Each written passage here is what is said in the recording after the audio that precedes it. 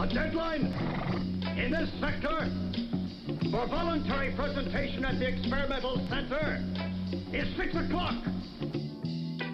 You're supposed to be an artist. Use your imagination. Oh, thanks a lot. I'm all out.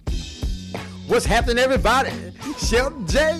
Think About It Radio. Straight from the streets. I know y'all missed us last week, but we here, baby. We here, so we just ready for y'all. I hope y'all ready for us. I got my hard hitters, my heavy spitters, my no-quitters on the mic with me tonight. Mr. Brandon Whiting, Mr. Vincent Booker, and we're going to talk about queens. Can we treat these women like queens? And if you guys don't know what we mean, we'll break it down to you, and we're going to have a great conversation tonight. Gentlemen, what's happening? Good. Oh, man, it's all good. All good. That's what they say is real in the field. Real in the field. Real in the field. Yes, and you know one thing about a field, you don't know what you're going to run up on in the field. Can you dig it? You don't know what kind of bug, what kind of rodent. You in the field, baby. You got to be ready for anything. Anything in the field. Can you dig it? Hold on. I'm excited, man. It's every Tuesday, man. I'm always excited. We be live, man. you know. Yeah. On this. Yeah, it's all good, man. I'm sorry it got delayed, a little day later because I had a little car trouble yesterday. I was in the CKT crackpot stand up, right. but it was all good. But we live to fight another day.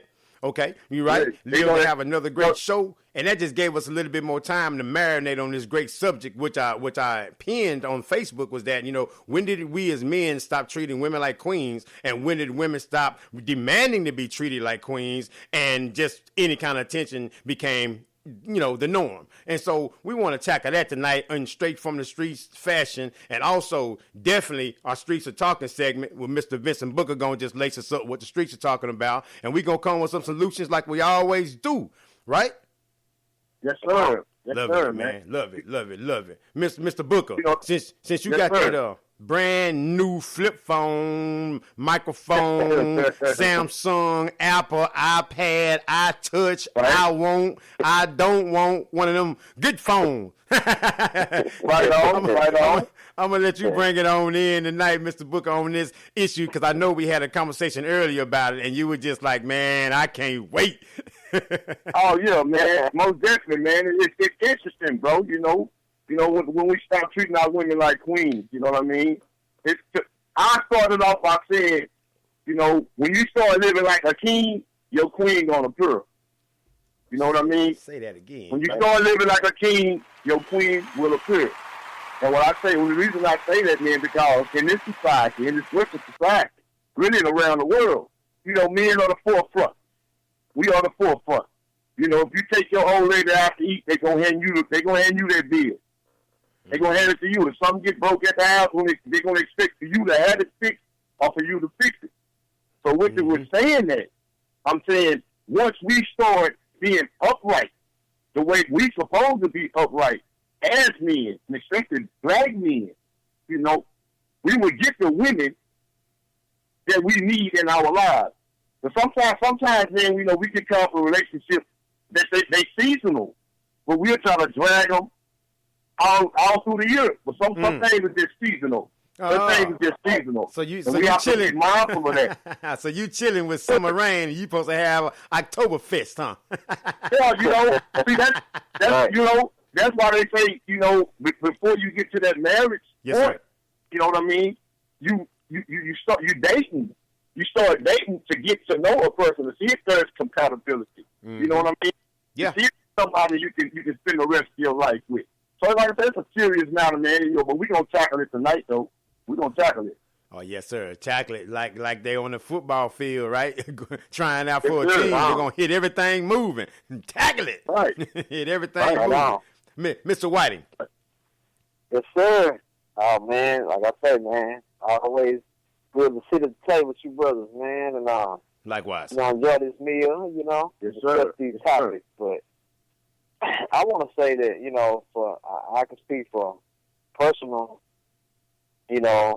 situation. When I was younger, bro, my mom taught me, about respecting a girl, don't hit on girls and all that. So I got them lessons as I was a kid. And I think with me, and I think with our generation, Generation X, a lot of that music really had a lot of influence, bro. You know what I mean? Right. Yeah. Because it wasn't until I started growing up and when I started listening to some of the rap music, like I said, I'm not talking about all of it, but I started listening to some of the rap music, especially like Too Short, and I started listening to NWA and different stuff like that. It kind of made me start, I was so influenced by that, calling women B's and H's. So for me, that's kind of where the disrespect started.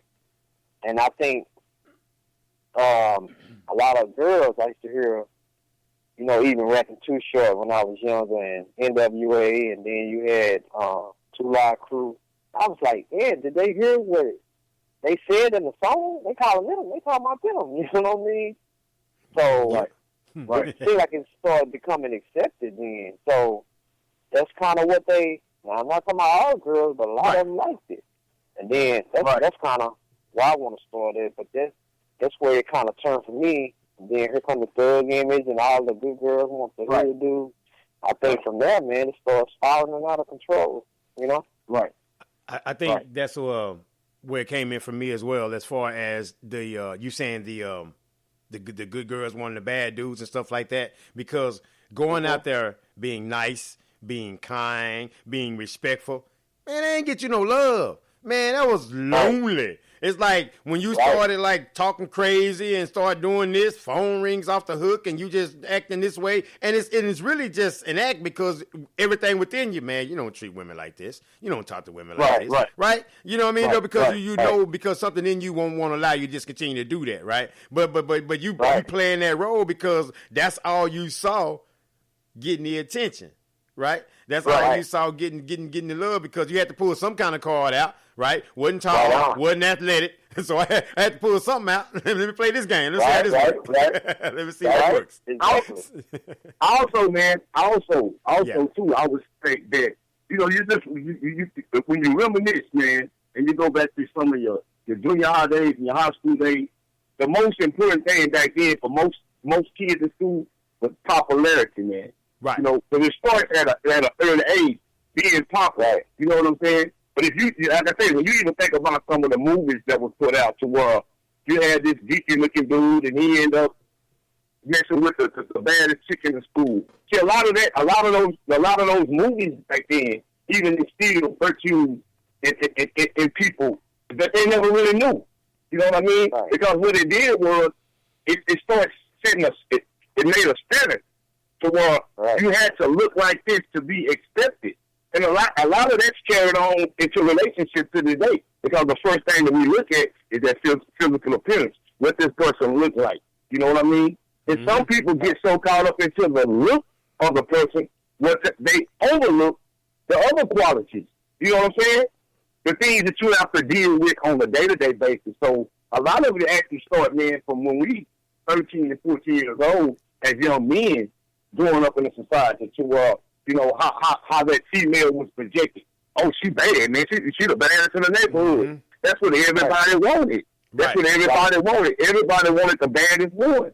But what do you end up getting in the end? Not saying all sisters, but what do you end up getting in the end? Some of the baddest ones end up with a whole lot of kids, with a whole lot of baby daddies, and now they broken. They broken. Right. You know what I mean? And some of these, in some of these situations, a lot of brothers are getting out of prison. They meeting some of these same sisters. Where exactly. So it's like, it's a vicious cycle, man. And it goes back to, some of the conversations we had, before we started the show. Like, a lot of these, exactly. I'm sorry, go ahead. But, go ahead. Check this out. So, by you making that statement, we as men are responsible and owe some responsibility for breaking these women, right? They didn't break themselves. Oh, most definitely. Right. Most definitely. But Wherever you see a bad woman, it's a bad man that probably got her that way. Right.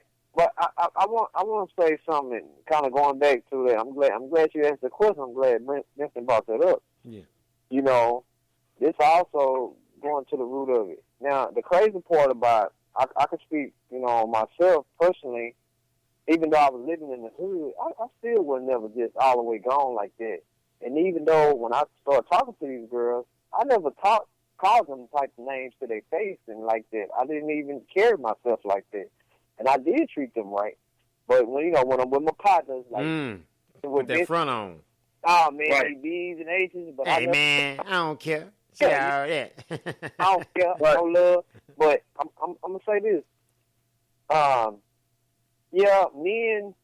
That's once we find ourselves, but really we was lost too. You know, and right. this is why I say this because most of us growing up, we didn't even have a father figure present every day. So then our mama's raising us. So you can't actually say in some aspects it's the men's fault who don't even know who they are. Right. You know what I mean? Right. So until you come to that realization, like now we understand this stuff now. But we were just following the tree, like what you were saying, Vincent and Shelton, popularity. We just want to be popular. We trying to fit in, and this is what happens. So, but once you become a man, the man really understands. You can't say the woman. The woman is in the state that she's in because of us, and the man is in the state that he's in because of the woman. We both reflect each other. You know what I mean? Right. So everyone is accountable. Once you become cognitive, I guess, kind of mindful of your choices, that's good, that's bad, that could hurt, that could be a good thing, then you are responsible for your actions, right? No one can be blamed for those actions. Now, Brandon, you were speaking on the no fathers in the home and mothers raising sons or daughters or whatever. Now, in this case, I'm speaking on sons, right? So if you have the mothers in the household raising the sons, okay, and then we say that there's different fathers and things of that nature, and then we also said that there were broken relationships, right? How positive are they going to be speaking about black men?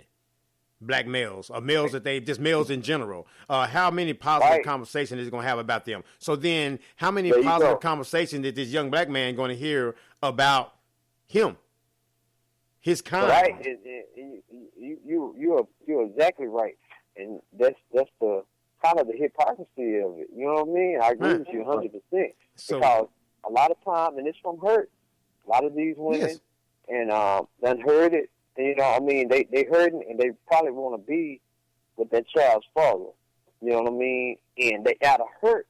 They speaking from a place, but they don't know. I don't think a lot of times intentionally, sometimes intentionally, but sometimes unintentionally, that how they affect their child when they say stuff like, you ain't going to be nothing just like your dad or whatever. So even though you're telling me to respect women or respect myself, well, if my dad nothing, then I look just like him. I'm gonna be nothing. So how I'm gonna treat the world? So this is why we having these problems a lot of times. I agree with you. Yes. Right. You feel me? Right. That's what they said. Right. And so we talked about the anger, right? We talked about the animosity and things of that nature. So if you see yourself as a hateful creature, irresponsible creature, no, I can't depend on anything that you say, creature, or whatever, and you look at that, you see other people that look like you, you're going to respond in anger, right? Because you just another no good so-and-so just like me. Just like I've been told and just like I've heard, I don't think we really put enough power or enough recognition of the power of words. The power of what we really can say to really uplift or really just pull down. Even when we talking about the subject of queens and treating lady like queens, treating them with respect. At the end of the day, I love that statement that Vincent said. If you're a true king and you know where you are, you automatically gonna know how to treat your counterpart, right? You automatically gonna know that. But if but as a lady, as a female, if you're hurt, if you're broken down, people say queen. You don't see queen in the mirror. You see kitty cat. Right. Right. Because you hurt. Right. You in pain because you